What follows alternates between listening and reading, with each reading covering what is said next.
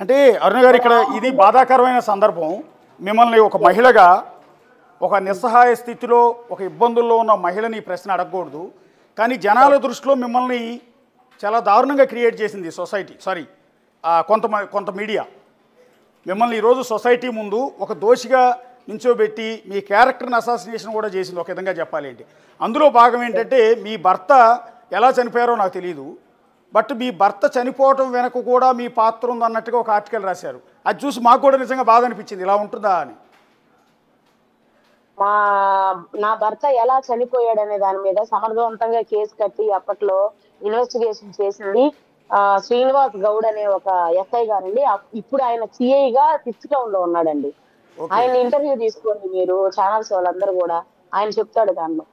నాకు అసలు అప్పుడు 18 సంవత్సరాలు ఉంటాయండి. 18 సంవత్సరాల వయసులో నాకు ఎవరు తెలుసండి? నాకు నెల్లూరులో Atmakur bus stand, Gandhibomma centre తప్ప ఏమీ తెలియదు. అది కూడా మా అమ్మతో వెళ్ళేదాన్ని, మా అమ్మతో వచ్చేదాన్ని.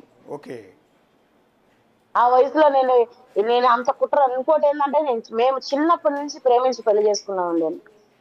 ఇంకో బాధాకరమైన విషయం ఏంటంటే నా భర్తతో నాకు ఏ సంబంధం లేకుండానే చనిపోయాడండి. అంటే అండి ఏ సంబంధం లేకుండా అంటే బాబు పుట్టాడు కదా? లేదండి, బాబు పుట్టింది నేను ఒకరి చేతిలో మోసపోవడం వల్ల నాకు బాబు పుట్టాడు. ఆ విషయం నా బిడ్డకు కూడా తెలియదు. నా బిడ్డకి తండ్రి శ్రీకాంతే అని చెప్పాను నేను అప్పుడప్పుడే ఊహ తెలుసుకున్నప్పుడు 2022లో. అప్పటి నుంచి ఆయనే తండ్రిగా భావించి వాడు కూడా ఇంటర్వ్యూలకు వస్తుంటాడు, ఆయనే తండ్రి అని బయట చెప్తాడండి. నా కొడుకు ఇనిషియల్ కూడా నేను ఏకే కనిష్కన్ కార్తికేయరాజ్ అని ఏ అని చెప్పేసి శ్రీకాంత్ వాళ్ళ ఇనిషియలే పెట్టున్నాను. అంటే బాబు మీ భర్తకి పుట్టలేదు, శ్రీకాంత్కి పుట్టలేదు, థర్డ్ పర్సన్ ఉన్నారు. అంటే మీ భర్త చనిపోయిన తర్వాత మిమ్మల్ని మోసం చేశాడండి? మోసం చేశారండి, నన్ను ఒక వ్యక్తి మోసం చేశారు. ఆ మోసం చేసి మానసిక స్థితి నాకు బాగా లేకుండా వచ్చిందండి. నాకు బ్రెయిన్ లో బ్లడ్ క్లాట్, ఫిక్స్ కూడా ఉందండి. నా హాస్పిటల్ ఫైల్ ఇవ్వమన్నా కూడా ఇస్తానండి. ఏ చిన్న టెన్షన్ వచ్చినా నాకు ఫిక్స్ వస్తుందండి. ఇప్పుడు నేను డోస్ పెంచుకోవాలండి. ఉదయం ఒక మాత్రని, సాయంత్రం 2 మాత్రలు, 1500 mg ఫిక్స్ మాత్రం నా బాడీలోకి పోతుంటే నేను ఇలా మీతో మాట్లాడుతున్నానండి. అంటే నిన్న మీరు ఒక మాట చెప్పారండి, మీ భర్త వాయిస్ అండ్ శ్రీకాంత్ గొంతు, ఇద్దరు గొంతులు కూడా ఒకేలా ఉంటాయి కాబట్టి నేను శ్రీకాంత్ని ప్రేమిస్తున్నాను అన్నారు. స్టిల్ ఇప్పటికీ అదే కారణమా? అవును సార్, అవును సార్. విషయం ఏంటంటే అండి, నా భర్త చనిపోయేటప్పటికి 2.5 నెల 3 నెలలు ఉంటదండి. అంటే ఆగస్టు 15వ తారీఖు నాకు పెళ్ళి అయిందండి. నవంబర్ 2వ తారీఖు మా మామయ్య, నేను మామ అంటానండి, మా అత్త కొడుకు, నాకు మేనత్త కొడుకునండి ఆయన. అంటే నాకు చిన్నప్పటి నుంచి నేనంటే ఆయనంటే నాకు ఇష్టం అండి, బాగా ఇష్టం. అయితే మాకు నిశ్చితార్థం అయిన తర్వాత ఆయన ఒక బైక్ మీద నుంచి పడ్డాడండి, వర్షంలో జారి పడితే. ఆయనకి తొడ దగ్గర నరం కట్ అవడంతో ఆయన శారీరక సంబంధాలకు దూరంగా ఉండమని చెప్పి డాక్టర్ అడ్వైజ్ చేశారండి. ఈ లోపల మాకు పెళ్లి సమయం వచ్చింది, పెళ్లి అయిపోయింది. కానీ మాకు ఎటువంటి శారీరక సంబంధాలు అనుభవించకుండానే నా భర్త చనిపోయాడండి. ఆ మానసిక వేదన నన్ను వెంటాడుతూనే ఉందండి. నా భర్త నాకు దక్కకుండానే చనిపోయాడు. అట్లీస్ట్ మా పెళ్లి ఫోటోలు కూడా, పెళ్లి వీడియోలు కూడా చూసుకునే అవకాశం కూడా దేవుడు ఆయనకి ఇవ్వలేదండి. మేము చాలా గొప్పగా పెళ్లి చేస్తున్నాం.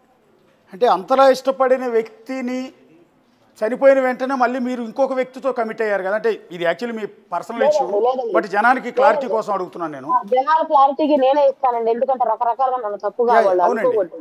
అవును, అందుకే నేనే ఇస్తానండి. వెంటనే కాదండి. నేను 5 ఏళ్ళు 6 ఏళ్ళు నేను ఒంటరి జీవితం, హెల్త్ ఇష్యూస్, హాస్పిటల్ అడ్మిషన్స్, నేను కోమాలో కూడా వెళ్ళానండి. కొన్ని రోజులు నేను కోమాలో కూడా ఉన్నాను. ఆ షాక్ నుంచి బయటికి రావడానికి నాకు కొంచెం సైకలాజికల్ ప్రాబ్లం వచ్చింది. ఆ సైకలాజికల్ ప్రాబ్లమ్ లో నారాయణ హాస్పిటల్లో హెచ్ఓడి కృష్ణమూర్తితో హెచ్ఓడి గారి దగ్గర నేను ట్రీట్మెంట్ తీసుకున్నాను. కొద్ది రోజులు సైకియాట్రిక్ గా మా ఇంట్లో వాళ్ళని కూడా కొట్టేదాన్ని అంటండి నేను, కోపం వచ్చినప్పుడల్లా. ఆ మానసిక పరిస్థితిలోంచి నన్ను బయటికి వేసేదానికి కొంచెం టైం పట్టిందండి మా ఫ్యామిలీకి. తర్వాత నేను ఒకరి మాయ మాటలు నమ్మాను. ఒక 5 ఏళ్ళు 6 ఏళ్ళ సమయం తర్వాత ఒక మాయ మాటలు నమ్మానండి. కొంత పరిచయంలోనే నాకు ప్రెగ్నెన్సీ వచ్చేసింది. తర్వాత ఆయన పెట్టే వేధింపులు తట్టుకోలేక నేను బయటకు వచ్చేసాను. ఆ తర్వాత బయటకు రావడం, నేను వెలుగులో చేరాను. వెలుగులో చేరిన వెంటనే ఇంకొక పెద్ద నాయకుడు నిరంజన్ బాబు రెడ్డి గారు అని ఆయన నా మీద పగబట్టారు. నా ఉద్యోగం తీసేసేసాడు, నన్ను రోడ్డు మీద వేసాడు. నాకేం చేయాలో తెలియక ఆ కేసులు పెట్టించాడండి నా మీద. ఈ రోజు దిశ పోలీస్ స్టేషన్ లో ఉన్నటువంటి సిఐ చింతం కృష్ణారెడ్డి, ఆయన అడగండి మీరు. నన్ను ఏ విధంగా నలిపారు ఆయనండి, అప్పుడు కోవూరులో ఎస్ఐ నన్ను నలిపారండి. బండి పెట్టి ప్రచారం చేశారండి, పట్టించండి ఆ అమ్మాయిని ఎక్కడుందో పట్టించండి, నన్ను అరెస్ట్ చేయాలి, జైలుకి పెట్టాలని. అంత బాధలు ఎదుర్కొన్నానండి. దాని వెనకాల ఉన్న కారణం ఏందో తెలుసా అండి? వైఎస్ఆర్ సిపిలో వార్డు మెంబర్ గా గెలిచినటువంటి నా తల్లి పోలంరెడ్డి శ్రీనివాసరెడ్డి సమక్షంలో వెళ్లి కండవా వేయించుకోవడం అండి. ఓకే. ఆ కారణంగానే నన్ను నలిపారండి. అబ్బో ఆ నలపడం నాకుండే ఆరోగ్య పరిస్థితికి ఇంకా నేను చచ్చిపోతానేమోనని, నాకు వద్దండి అని నేను అధికారులను బతిలాడుకొని ఆ ఉద్యోగం వదిలేసేసి, నన్ను ఏ వైఎస్ఆర్సీపీ పార్టీ ఇబ్బంది పెట్టిందో ఆ పార్టీ నాయకుడిని నేను ఛాలెంజ్ చేసి ఇక్కడ రాజకీయాల్లో నిలబడి కట్టుకున్నానండి. ఈ రోజు వైఎస్ఆర్సీపీ పార్టీకి ఎవరైతే నన్ను ఇబ్బంది పెట్టినటువంటి వ్యక్తి ఎవరైతే ఉన్నారో అతను పెద్ద చీటింగ్ వ్యక్తి అని అదే ప్రసన్న కుమార్ రెడ్డి గారు నిజం తెలుసుకొని వాళ్ళు పక్కన నెట్టేశారండి. అది నిజమా కాదా మీరు వెరిఫై చేయండి. అంటే ఇక్కడ నాకు ఏ శక్తి నాకు హెల్ప్ చేయలేదండి, ఒక్క దైవ శక్తి తప్ప. నేను కాళీ అమ్మను కొలుస్తానండి, కాళీమాత ఉపాసనలు చేస్తాను. నేను ప్రతిరోజు చేస్తున్నటువంటి నా మంత్రబలము, నా ఉపాసనే నాకు దిక్కైందండి. ఇంతగా ఇప్పుడు నేను దిగినటువంటి ఎమ్మెల్యేల ఫోటోలు అయి ఉండొచ్చు, మీడియా వల్ల నాకు ఎంత హైప్ తీసుకొచ్చింది అవ్వచ్చు, నిరంజన్ బాబు నన్ను ఇబ్బంది పెడితే నేను ఎదుర్కొని అవ్వచ్చు, శ్రీకాంత్ ని జైల్లో నేను రాఖీ పండగప్పుడు నేను మీద ఫోటోలు కూడా ఇంతకు ముందే అందించాను, మీకు మీ రిపోర్టర్లు అందించుంటారు. జైల్లో నేను రాఖీ ప్రిజనర్స్ అందరికి కట్టే ఫోటోలు ఉన్నాయి, అది నిజమో అబద్ధం అక్కడే నేను శ్రీకాంత్ చూశాను. చూసినప్పటి నుంచి ఆయన్ని ప్రేమించి పెళ్లి చేసుకోవాలని ఇప్పుడు నేను చేస్తున్నటువంటి ప్రేమ పోరాటానికి కూడా నేను నమ్మిన నా దైవ బలమే నాకు తోడుంది, కానీ ఏ మానవ శక్తో లేకపోతే ఏ దుష్ట శక్తో నాకు తోడులేదండి. నేను అది మాత్రం గట్టిగా నమ్ముతున్నాను. ఇక మీదట కూడా నా ప్రాణాలు నేను నమ్ముకున్న దైవం కాపాడుతుందో లేదు, ఇట్లా నేను వ్యక్తిలో ఈ లైవ్ ఇచ్చిన తర్వాత ఇంతతో నా ప్రాణాలు పోవాలని ఆ దైవంలో రాసి పెట్టందో తెలియదండి నాకు. సిన్సియర్గా ఇప్పటికీ శ్రీకాంత్ని అదే విధంగా ప్రేమిస్తూ ఉన్నారండి, అదే రకమైన ఎఫెక్షన్ ఆయన మీద. శ్రీకాంత్ మీద ఇప్పుడు ఇలా నన్ను సమాజం నలిపేపోతే నాకు శ్రీకాంత్ మీద ఉన్న ప్రేమ ఎక్కువ అయిపోతుందండి.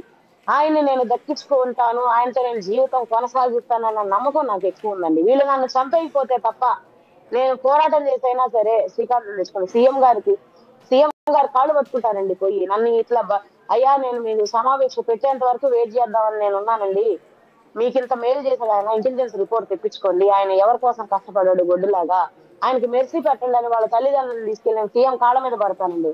నా లైఫ్ ని నిలబెట్టండి సీఎం గారు అని ఆయన కాళ్ళ మీద పడతామండి, వాళ్ళ అమ్మగారు, నేను, వాళ్ళ నాన్నగారు. అంటే ఎందుకంటే అంత ప్రేమ అంటే నాకు సహజంగా వచ్చే డౌట్ అండి, మీ ఫ్యామిలీ మెంబర్ని అయి ఉంటే నేను మొదట మిమ్మల్ని అడిగే ప్రశ్న ఏంటంటే, అతను ఒక రౌడీ షీటర్, అతని మీద చాలా కేసులు ఉన్నాయి, అతని జీవితం ఏం సక్రమంగా లేదు, పైగా మర్డర్ కేసులో జీవిత ఖైదు పడింది, ఇక మూడోది అతనికి అన్ని వ్యసనాలు ఉన్నాయి, హెల్త్ కూడా సరిగా బాగాలేదు, ఫైనాన్షియల్గా కూడా పెద్దగా స్ట్రాంగ్ ఏం కాదు. ఇలాంటి వ్యక్తి ఎప్పటి నుంచి జైలు నుంచి బయటకు వస్తాడో తెలియదు.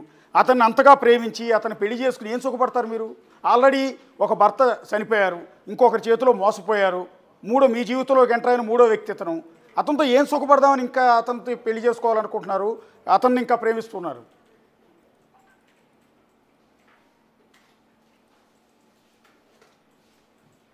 అనేసి ఆ మాటల్లోనే మీకు తెలుసుదండి, ఆయన ప్రేమ రుచి మరిగినటువంటి ఏ ఒక్క ఆడపిల్ల కూడా ఆయన వదిలిపెట్టదండి. ఇంకోటి ఏంటంటే, చనిపోయినటువంటి నా భర్త గొంతండి, నా ప్రేమ నాకు దక్కలేదు, ఆ గొంతుతో నన్ను ప్రేమించబడుతున్నాడు శ్రీకాంత్, నా అఫెక్షన్ నేను వదులుకోలేకపోతున్నాను. నా భర్త చనిపోయాడు, నాకు మీరు ఎవ్వరు రిటర్న్ తెచ్చిలేరు నా భర్తని. అసలు ఆ గొంతులోంచి వచ్చేటువంటి ఆ ప్రేమ నాకు దక్కుతుందండి, నేను దాన్ని ఎలా వదులుకుంటానండి? కానీ నాకు నా భర్తను ఎవరన్నా రిటర్న్ తెప్పించే పత్రికల్లో ఎవరన్నా ఉన్నారో చెప్పండి, నేను శ్రీకాంత్ వదిలేస్తాను. నేను ఇక్కడ శ్రీకాంత్ రూపాన్ని, శ్రీకాంత్ రౌడీజాన్ని, శ్రీకాంత్ రాజకీయాన్ని నేను ఇక్కడ ప్రేమించడం లేదండి, ఒక్క గొంతుని ప్రేమిస్తున్నాను, అది నా భర్త గొంతు అండి. నా చెవులతో వినండి మీరందరూ, అంటే నేను పిచ్చిదానిలాగా అందరూ కనిపిస్తానేమో తెలియదు కానీ ఇది వాస్తవం అండి. లేదండి, పిచ్చిదాని ఎందుకు అనుకోవాలి, ఇది సిన్సియర్ లవ్ కదా ఇది. నిజానికి రేపో మాపో సిన్సియర్ లవ్ మీద ఒక తెలుగు డైరెక్టర్ ఎవరో ఒకళ్ళు వచ్చి సినిమా కూడా తీస్తానంటారు, ఎందుకంటే అనేక రకాల కోణాలు ఉన్నాయి మీ జీవితంలో, ఒక విధంగా మీ బయోపిక్ తీయచ్చు వాళ్ళు. నా ప్రేమ నాకు దక్కుతుందని నమ్మకం నాకు. నన్ను జగదీష్ గ్యాంగ్ అంతా చంపేయకపోతే నేను శ్రీకాంత్ నేను కలుస్తాము, నా దైవం నాకు సహాయం చేస్తుంది నాకు నమ్మకం ఉంది. నేను ఇంకొక వాస్తవం, నాకు బేసిక్ గా అబద్ధాలు చెప్పడం రాదు సార్. ఇంకొక వాస్తవం కూడా నేను మీకు చెప్తానండి. 2023లో జీవో నంబర్ 58 వచ్చిన తర్వాత దాన్ని ఇంప్లిమెంటేషన్ చేయలేదని నాకు చాలా గర్జుందండి. లో నేను కాళీ అమ్మకి ఒక హోమం చేశానండి. అసలు వైఎస్ఆర్సీపీ గవర్నమెంట్ ఓడిపోవాలి, రాకూడదు, ఇంకొక గవర్నమెంట్ మారి ఆ జీవోని ఇంప్లిమెంటేషన్ చేయాలి అని పిచ్చిదానిలాగా హోమం చేశానండి. ఉపవాసం ఉన్నానండి 15 రోజులు. ఓకే. ఈ కూటమి ప్రభుత్వం వచ్చాక ఖచ్చితంగా జీవో ఇస్తుందని నేను ఎక్స్పెక్ట్ చేశానండి. కానీ వాళ్ళు కొంతమంది అధికారులు ప్రభుత్వానికి చెడ్డ పేరు తెచ్చే విధంగా జీవో తీసుకొచ్చి నన్ను నలిపేశారండి.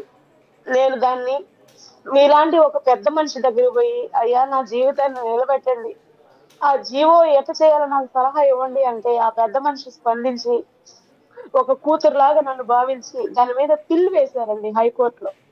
ఓకే. ఆ జీవో నంబరు ప్రిజనర్స్ అందరికి హాని చేసే విధంగా ఉంది, అది మేలు చేసే విధంగా లేదు అని దాని మీద పిల్లు వేశారండి. ఆ పిల్ గెలిస్తే జీవో నంబరు ఆ 71 రద్దు అయిపోతే శ్రీకాంత్ బయటకు వస్తాడని నా నమ్మకమే నన్ను ఇప్పటిదాకా బతికిస్తుందండి, ఒక మాటలో చెప్పాలంటే. నన్ను దాడి చేసి కిలాడి చేసి మీకు ఏమవుతుందో నాకు తెలియదు, కానీ నా ప్రేమను బతికించాలన్న ఒక మంచి ఉద్దేశం అనేది ఎవరికీ లేదండి, ఎవరికీ లేదు.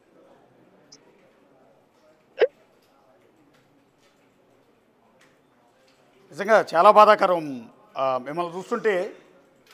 నిజంగా అని మిమ్మల్ని అర్థం చేసుకోవాలి అరుణ్ గారు. ఈ సొసైటీ దారుణంగా మిమ్మల్ని ట్రీట్ చేస్తోంది. మీరు వైఎస్ఆర్ కాంగ్రెస్ పార్టీ ఓడిపోవాలి, కూటమి ప్రభుత్వం రావాలి అని హోమం చేశారని చెప్తున్నారు.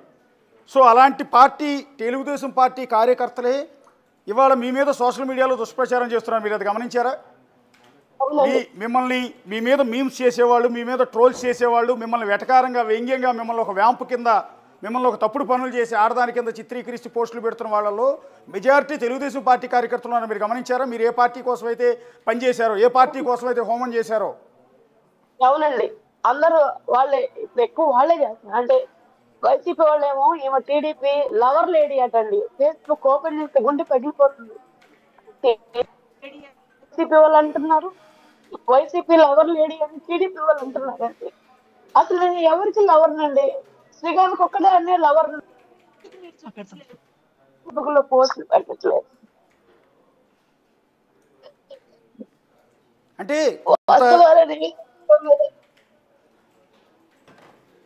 కొంత రాంగ్ ఇన్ఫర్మేషన్ కూడా. అంటే అండి, పత్రికల్లో ఆర్టికల్స్ వచ్చేటప్పటికి, రెండోది మీరు రకరకాల కళ్ళజోళ్ళు పెట్టుకుని రకరకాల డ్రెస్సుల్లో మేకప్తో ఫోటోలు కనిపించేటప్పటికి సహజంగానే మిమ్మల్ని చూసేటప్పటికి